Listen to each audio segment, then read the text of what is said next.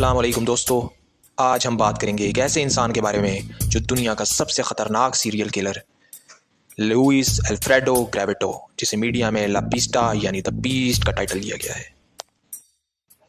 Colombia से ताल्लुक़ रखने वाला ये शख्स सालों तक बच्चों के साथ ज्यादती, उनका रेप और उनका कत्ल करता रहा है। ऑफिशियल रिपोर्ट्स के मुताबिक उसने 138 से ज़्यादा बच्चों के कत्ल का इकरार किया, मगर कुछ रिपोर्ट्स ये बताती हैं कि तादाद 300 तक है। इस शख्स की दरिंदगी को जानने से पहले हमें इसके बैकग्राउंड को जानना ज़रूरी है। तो लुइस ग्रेविटो 25 जनवरी 1957 को जिनोवा कोलंबिया में पैदा हुआ। उसका बचपन इंतहाई गरीबी और जुल्म में गुजरा। उसके वालिद उस पर अक्सर ज़हनी और जिस्मानी तशद्दुद करते थे। स्कूल में भी वो तशद्दुद का शिकार रहा। थोड़ा बड़ा होने के बाद ग्रेविटो ने शराब पीना शुरू कर दिया और मेंटल इलनेस का शिकार हो गया। उसका चाइल्डहुड ट्रॉमा ही शायद उसके अंदर छुपे हुए शैतान को जगाने की वजह बना।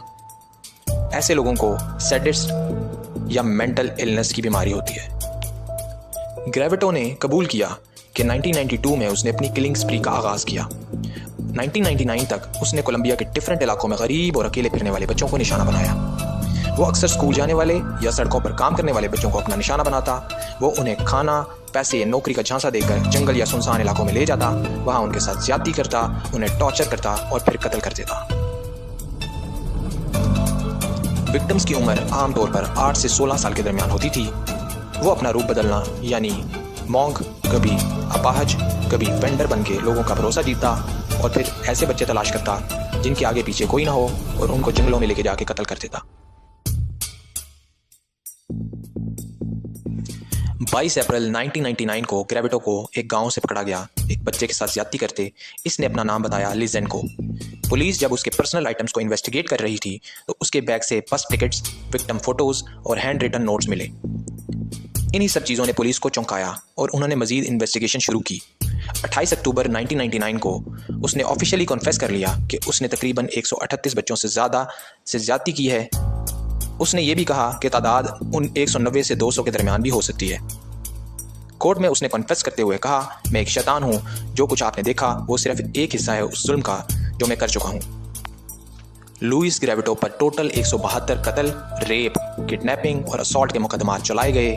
2001 में कोर्ट ने उसे 1900 साल की सज़ा सुनाई, मगर कोलंबिया के कानून के मुताबिक किसी भी शख्स को मैक्सिमम 40 साल की सज़ा मिल सकती है। ग्रेविटो के कॉन्फेशन और इन्वेस्टिगेशन में मदद देने की वजह से उसकी सज़ा और भी कम करके 22 साल कर दी गई। इस फैसले पर पूरे कोलंबिया में गुस्सा फैल गया। लोग कहने लग गए कि ऐसे शैतानी इंसान को सिर्फ 22 साल में रिहा करना एक जुल्म है।